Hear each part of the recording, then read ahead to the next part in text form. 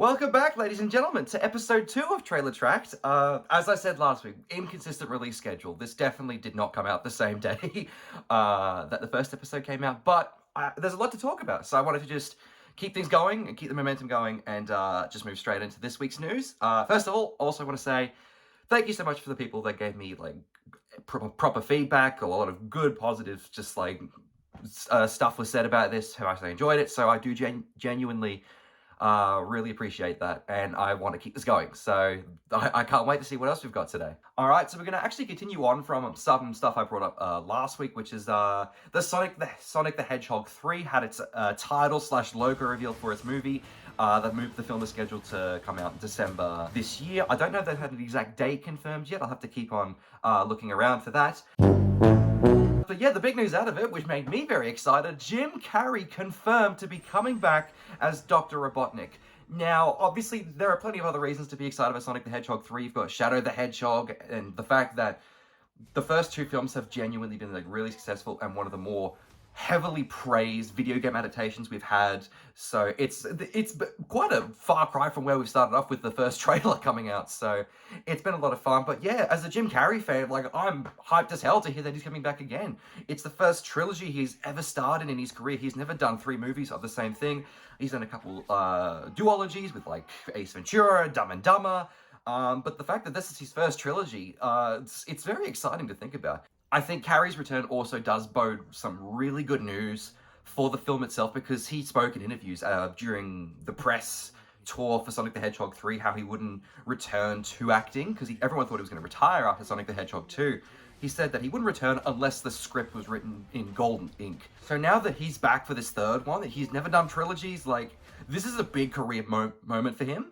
I think is a really good sign for what this movie could do. Like, for all I know, he might have just had 3 movies scheduled in his contract, so it wasn't really something he could just talk his way out of.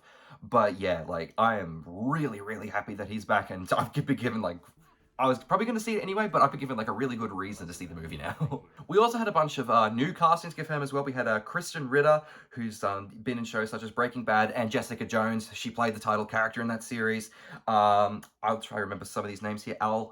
Olivia Brown, James Wolk, Sophia Pernas, Christo Fernandez, and Jorma Takoon, who some people might know from the Spider-Verse films. He played Norman Osborn / Goblin in the first Spider-Verse movie, and then played the Vulture in the second Spider-Verse movies. They've all been cast in the roles.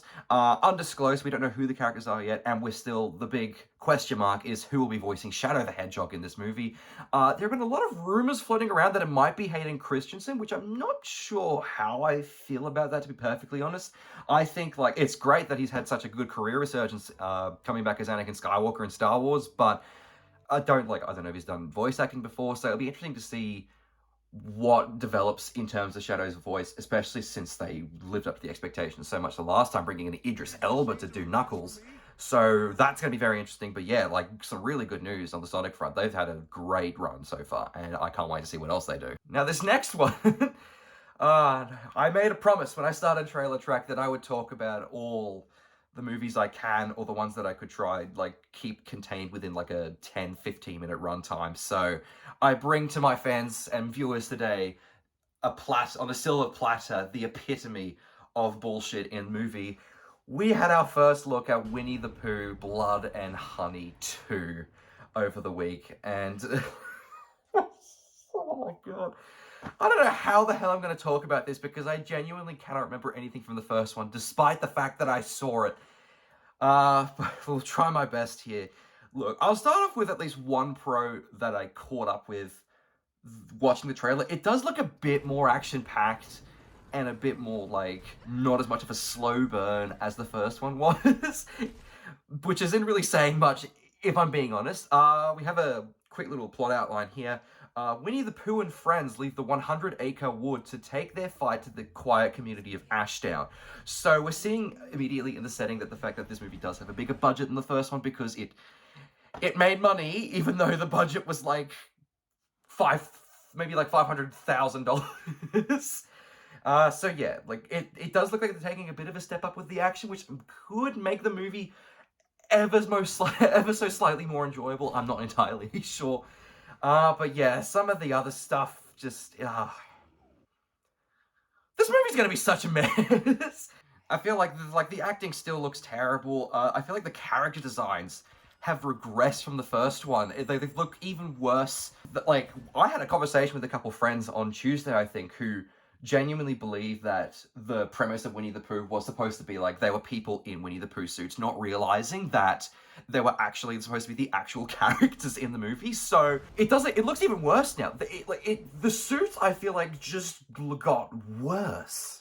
And like, in addition to showing new looks at Pooh and Piglet's new faces, Piglet looks slightly better. I'll give him that. I don't know what the hell they did with Piglet in the first one. We also got our first glimpses at Tigger and Owl, because we just need more childhood characters to wreck. But oh god, and what like, and just some of this other stuff as well. Like the fact that they're following along with Pooh's dark, like deep voice from the first one. He had like one line of dialogue in the first one, and it was so stupid.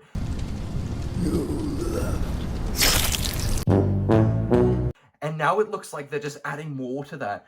And it's like, I can't believe I'm saying this. I miss Jim Cummings' voice. I really do. Like, I think I would have preferred Jim Cummings' voice to be coming out of these characters than, like, Christian Bale Batman Winnie the Pooh voice. Hello, Christopher. All of Ashdown will burn. But yeah, Winnie the Pooh, Blood and Honey 2. Oh god, I don't know if I'll end up watching this one. Like, I watched the first one as a joke and I hated it. So, if this ends up somehow being worse, like, I won't see it. If it's better, maybe I'll check it out of morbid curiosity. Who knows?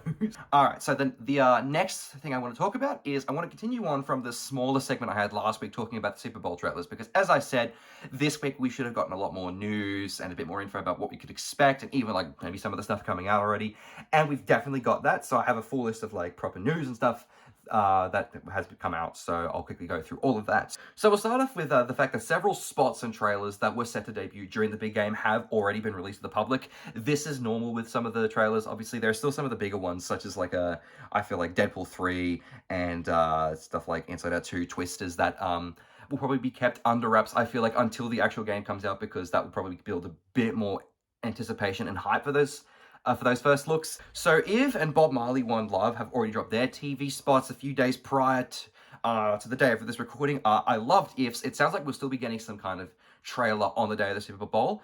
But If's, like, I love it. Like, they brought in Randall Park to like bring back the old Office joke where like him and John Krasinski switch the roles, and then Randall Park pretends to be John Krasinski, or in The Office, his character of Jim Halpert. I love that. Like, I thought that was such a genuinely funny thing. That's one thing I give to Ryan Reynolds movies. They don't hit the mark all the time, but they seriously have some of my favorite marketing. I just love it so much. And then Bob Marley One Love, it just provided a bit more footage. Like, I don't know if I will see that, if I'm being perfectly honest. I am excited to see Kingsley Ben-Adir's performance. I think he'll do a really good job. But yeah, like, it's a biopic. I'm always a bit cautious when it comes to biopics and seeing that sort of stuff.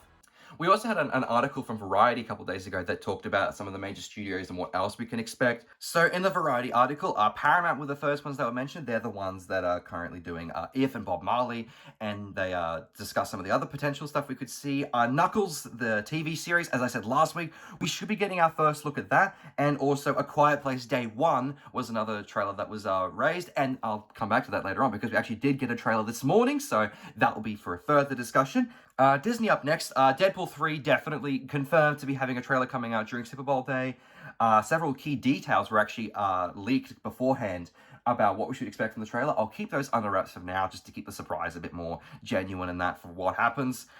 Inside Out 2 was another movie that could potentially have a trailer, and also Kingdom of the Planet of the Apes was a new name that was raised there, which would be something very interesting to see. We got our first trailer, I think, a couple months back last year, so getting to follow along. I'm very excited for it. I love the first three Planet of the Apes movies. I do hope Kingdom lives up to the expectations that those first three set, because they are incredible movies. And then Universal has also been rumored to have trailers. Twisters, as I mentioned last week, we should be getting that during the Super Bowl. It was initially reported by Variety that we might end up getting a trailer for Wicked, the adaptation of the stage play, but that was debunked by Deadline, so it seems like Twisters is the more likely bet at this point, so definitely keep an eye out for that. And it was also confirmed that, just looking down here, Warner Brothers, Sony, Netflix, and Amazon are all confirmed to not have any spots slated for the Super Bowl, so we cannot expect any trailers for any of their projects. So purely Paramount, Disney, and Universal as well. All right, and now moving on to the smaller section, the quick notes for other trailers and marketing stuff that came out for the rest of the week. Netflix released a short video earlier this week showcasing some of the stuff that they should be releasing this year.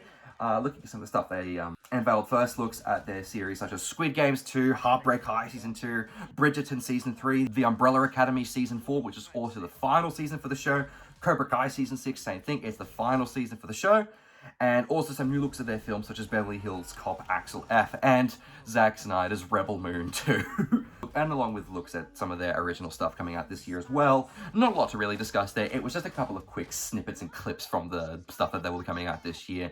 Not a lot of like proper details and that, just maybe some confirmations that Cobra Kai Season 6 was a production, because there were a lot of questions being raised about whether or not that would end up coming out this year, especially with the Karate Kid movie coming out, I think in November. So that's probably the biggest news we got, I think, that just the confirmation that, okay, that's happening. And yeah, like not a lot to discuss. That was just, it's more just a sneak peek at things to do. And as I actually mentioned before, A Quiet Place Day 1, which is coming out June 28th, actually ended up releasing their first trailer today. So I think they'll still have a spot for the Super Bowl, but they released it online today.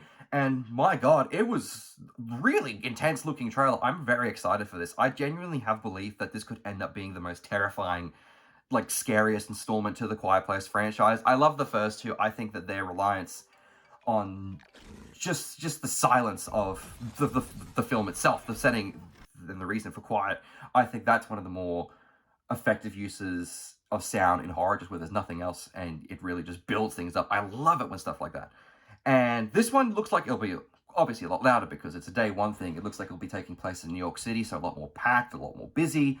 And yeah, pretty much it will be exploring the events of original characters and what their perspective on the first day of the alien invasion in the Quiet Place franchise was.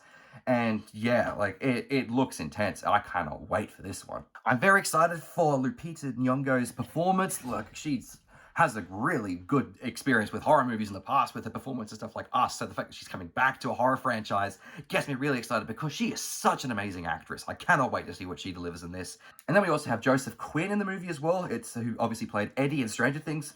There's a lot of rumors going around that his performance blew away Paramount executives during test screenings for this movie. So I'm very curious to see how this one actually turns out for him, because this is his first major film role. Like Stranger Things is probably his bigger break. He has done movies in the past, but this is like the big time, like big blockbuster role. So I can't wait to see that. I'll quickly go through the character details as well. Lupita Nyong'o plays a character named Sam. Joseph Quinn is Eric. Not a lot to really take away from that, just their first names essentially. But yeah, like I cannot wait for this movie. Like, I'm not a big horror fan, but A Quiet Place is one of those exceptions where I would be more than happy to keep going because it is so good. We also had another big trailer come out today. It was one that nobody saw coming. It was just released out of the blue. There was some rumors that Disney had a secret trailer waiting in the wings for the Super Bowl, and it got dropped today. It was a teaser and announcement for Moana 2. Confirmation that it was in production and is set to release this November. November 27th was the later date that was confirmed. Not many details as of right now, but it is one of the few Disney films that I feel like deserved a proper sequel, because the first one is so good, and I would feel like I would be very genuinely happy to watch a second one of these because the animation is beautiful. The water animation particularly, I love that. I think that's one of my favorite, like, just cases of animation in recent years. It does add a little bit more confusion to why we're having a live-action remake as well then, especially since it looks like the trailer alluded to Dwayne "The Rock" Johnson coming back to play Maui again. So it is a little confusing what Disney's plan here is exactly, and if they're going to have these two released in such close conjunction with each other, it's bizarre. Like, I don't really know how to explain it. I don't get it.